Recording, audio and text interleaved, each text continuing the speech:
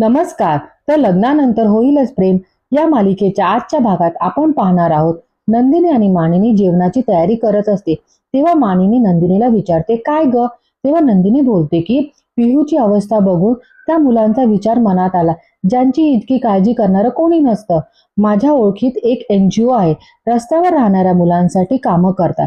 ती मुलं कशी वाढतात, कशी मोठी होतात, काय काय बघतात, आपण विचार सुद्धा करू शकत नाही. खूप भयान आहे हो सगळं. आम्ही बोलतो ना त्या मुलांशी, पण जी मुलं इतकी धीट आहे असं वाटतं. खरं तर तीच मुलं मनातनं खूप मोडून गेलेली असतात. आणि जी मुलं खूप गप्प गप्प वाटतात, त्यांनी काय ऐकलं असतं, ते पाहिलेलं असतं, काहीतरी भयान ऐकलेलं असतं, म्हणून ते अशी गप्प झालेली असतात. त्यांची एवढी काळजी करणारं कोणीच नसतं. त्या मानाने आपली पिऊ खूप सेफ, संवेदनशील आणि सुखी वातावरणात वाढली आहे. मानिनी म्हणते, खरं सांगू नंदिनी, तुझ्यातली हीच गोष्ट मला खूप आवडते. खरंच, अगं तू स्वतःची, कुटुंबाची तर काळजी घेतेसच, पण या सगळ्या सुखात तू रमत नाहीस. तर तुला इतरांचाही विचार करायचा असतो. आणि फक्त तू विचार करत नाही, तर इतरांसाठी खूप काही करत असते. आता बघ ना, या इतर लहान मुलांचा तू विचारच करत नाहीस, तर त्यांच्यासाठी काही ना काही करते. I am really proud of you. आणि खरं सांगू का, नुसता विचार करून चालणार नाही. खरंच काहीतरी केलं तर परिस्थिती बदलेल. मी काही करू शकते का ग? म्हणजेच मला खरंच माहिती नाही मी या मुलांसाठी प्रत्यक्षात काही करू शकेल की नाही. पण काहीतरी करायला मला नक्की आवडेल. कदाचित डोनेशन किंवा असं काही. यावर नंदिनी बोलते, हो आई, अगदीच. म्हणजे या मुलांना सांभाळण्यासाठी माणसं, त्यांच्यासाठी डॉक्टर, पुस्तकं, खेळणी, या सगळ्यांसाठी आम्हाला इतका पैसा अरेंज करावा लागतो. एक काम करते, तुम्हाला मी डोनेशनचा फॉर्म आणून देते, तेवढा भरा. मानिनी बोलते, चालेल. नंदिनी बोलते, मग चेक, कॅश काय ते आपण नंतर बघूया. तेव्हा ती सविताला हाक मारते. नंदिनी बोलते की रूम मध्ये माझ्या टेबलवर आनंद निवास असलं लिहिलेली एक फाईल आहे, ती तेवढी घेऊन या. सविता बोलते की अशी वाऱ्यासारखी जाते आणि कबुतरासारखी भुरकन घेऊन येते.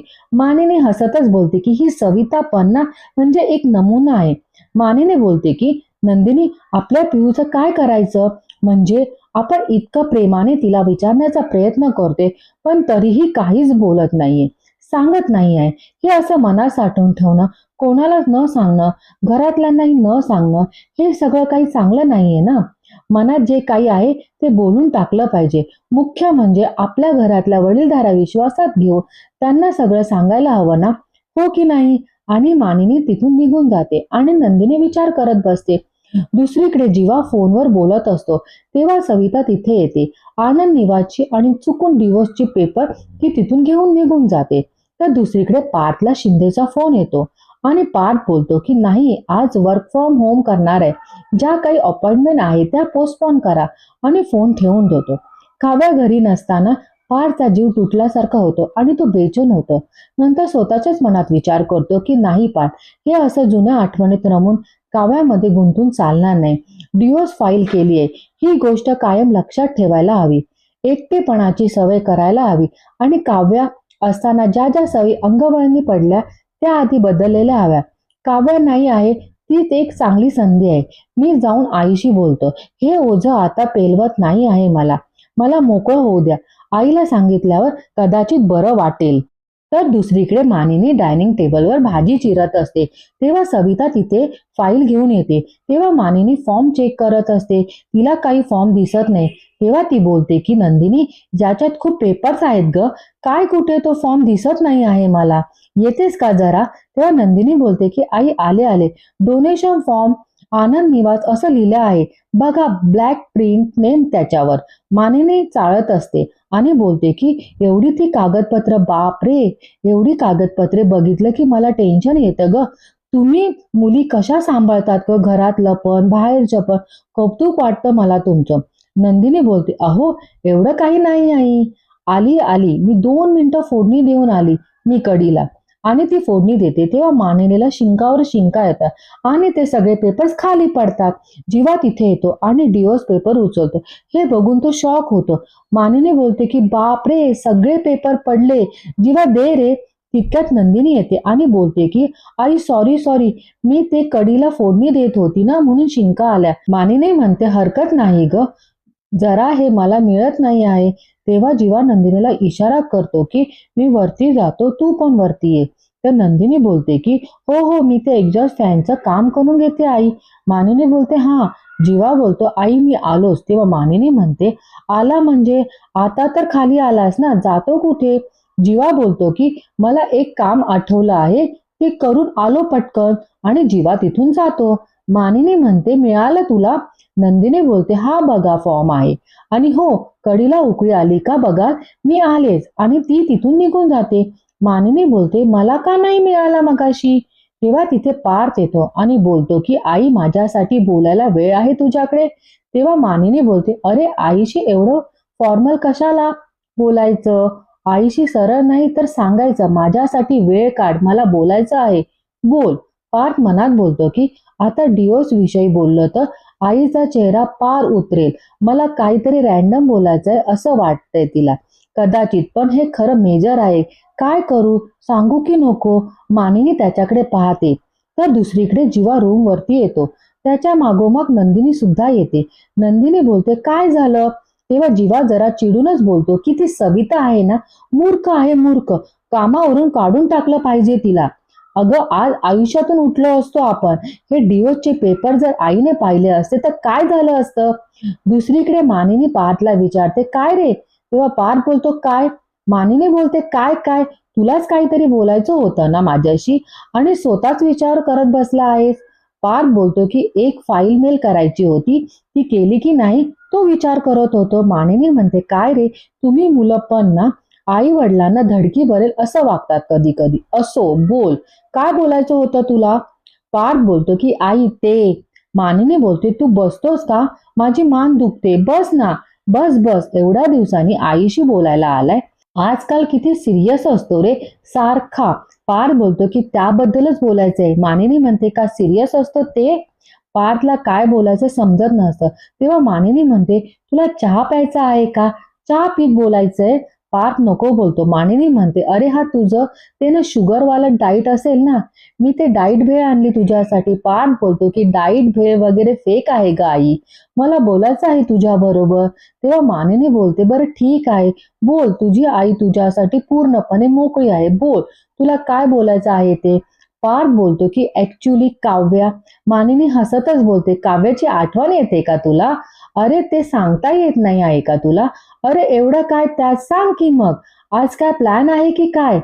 काय बनून जायचंय, इस्त्रीवाला की प्लंबर? म्हणजे मागच्या वेळा ती माहेरी गेली होती तेव्हा तू डिलिव्हरी बॉय झाला होतास ना. Red velvet pastry and all. आणि मी एक आयडिया देऊ का तुला? तू यावेळी ना किडनॅपर होऊन जा आणि किडनॅप करून तिला घरीच घेऊन ये. कशी आयडिया? सॉरी सॉरी, अरे मी अशीच चेष्टा केली. म्हणजे राग आला का तुला? पार्थ बोलतो की राग वगैरे नाही आला मला, आणि मी काय बनून जाणार नाही आहे.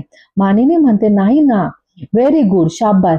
हे बाबा काहीतरी आयडिया देतात ना, ते ऐकत जाऊ नकोस तू. तू जसा आहे तसा पार्थ देशमुख म्हणून उत्तम आहे. काही महिन्याने काव्य आपोआप स्वतःहून तुझ्या मागे मागे येईल की नाही बघ. एकदा तिची परीक्षा होऊन जाऊ दे. किती महिन्याने आहे तिची परीक्षा? 3 महिन्यांनी की 6 महिन्यांनी? पार्थ मनात बोलतो की 6 महिने. 6 महिने परीक्षा सुरूच राहणार आहे. फक्त काव्याची नाही, आमच्या दोघांची. मानिनी बोलते काय रे, काय विचार करतोयस तू? तेव्हा तिथे वरती रम्या आलेली असते आणि त्यांचं बोलणं ऐकत असते. तेव्हा पार्थ बोलतो की आई ऍक्च्युली आई मला ते बोलणारच असतो. तितक्या सविता बोलते की ताई, कढी उकळून उकळून पिठलं व्हायला आलंय. तेव्हा मानिनी बोलते अगं बंद कर ना गॅस, एवढं काय त्यात? नंदिनी मला म्हणाली होती लक्ष ठेव कडीकडे. माझं लक्ष नाही, मी बोलत बसली. पार्थ बोलतो की आई माझ्या रूम मध्ये जाऊन बोलूयात का? मानिनी बोलते की आता कशाला, बोल ना, इथेच बोल. पार्थ बोलतो की नाही, मला जरा तुझ्याशी नीट व्यवस्थित बोलायचं आहे एका सिरियस टॉपिकवर. चल चल. आणि तिचा हात पकडून घेऊन जातो. तेव्हा रम्या मनात बोलते की अरे देवा, हा काय बोलणार आहे आता? आणि ती खाली येते. तर दुसरीकडे नंदिनी बोलते की आय एम सॉरी, जरा तुम्ही शांत व्हा. जीवा बोलतो की अरे नंदिनी बोलते की चिडचिड करू नका प्लीज, काय झालं या सगळ्यात, सविताची काही चूक नाही, ते पेपर मीच फाईल खाली ठेवले होते आणि मग ते फाईल सोबत चुकून खाली घेऊन आली असे, या सगळ्यात तिची काहीही चूक नाही आहे. यावर जीवा बोलतो की अच्छा, म्हणजे बेजबाबदारपणे तू वागली आहेस तर. अगं इतकी कशी काय केअरलेस आहेस तू. तेव्हा दोघे टॉम अँड जेरी सारखे भांडतात.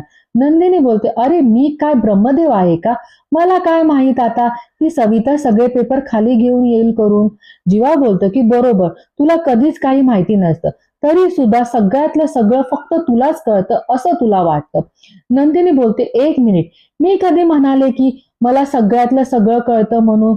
हा, आणि तुम्ही स्वतःला फार हुशार समजता ना, फार हुशार असल्याचे तोरा सगळीकडे फिरत असतात तुम्ही. मग मी इथून निघून गेल्यावर रूम मध्ये कोण होतं, तुम्ही होता ना. हा, मग सगळं आवरून का नाही ठेवलं. पण आम्ही पसारा आवरणार नाही, कारण पसारा आवरला तर आमच्या हातात टॅक्स लागेल ना. जीवा बोलतो की एक मिनिट, तू खूप बोलतीयस, असं नाही वाटत आहे तुला, आणि माझ्यावर ओरडू नकोस. तेव्हा नंदिनी बोलते तुम्ही माझ्यावर ओरडतात ते, एक तर बिलकुल पसारा आवरत नाही, एका गोष्टीला म्हणून हात लावत नाही, आणि मला सांगा असं काय रूल आहे का फक्त बायकांनीच खपायचं आणि नवऱ्याने खिशात हात घालून फिरायचं. तेव्हा जीवा बोलतो काय बोलली, मी नवरा म्हणून खिशात हात घालून फिरते. अगं देवाला घाबर जरा, तुझ्यासाठी ऑमलेट बनवलं, ऑमलेट सँडविच बनवलं, ते काय खिशात हात घालून बनवलं नव्हतं, हात आणि डोकं वापरून बनवलं होतं, विसरलीस. नंदिनी बोलते चांगलं लक्षात आहे माझ्या, एक सँडविच केलं होतं बरोबर, मी नॉनव्हेज खात नाही त्या दिवशी केलं होतं, म्हणजे हात खिशात घालूनच केलं होतं, कारण डोकं चालून केलं असतं ना, म्हणजे तुम्हाला लक्षात राहिलं असतं की आपली बायको कुठल्या दिवशी काय खाते. एक तरी गोष्ट लक्षात आहे माझी. जीवा बोलतो अगं बायकोला पाणीपुरी आवडते म्हणून पाणीपुरीचा स्टॉल लावणारा पहिला नवरा असेल मी या जगातला, तुला त्याचं काय कौतुक आहे. नाही, पण उलट मला त्रास द्यायचा म्हणून बरोबर त्याच दिवशी पाणीपुरी सोडली. अगं एक नवरा म्हणून किती एफर्ट घेतो मी तुझ्यासाठी, तुला काय माहित आहे त्याचं. तुझ्यासाठी रिक्षा घेऊन आलो, तेही रिक्षावाला बनून. नंदिनी बोलते हो, रिक्षावाला बनून आला, तेही मी दिलेलं घड्याळ घालून आलात. आणि काय म्हणत होता, ते का हाय तुमचा नवरा आय आय करत असणार आणि त्याची आय तुमच्याशी भांडत असणार, हाय का नाय, अरे ती भाषा. जीवा बोलतो की अगं भाषा सोड, भावना बघ ना जरा.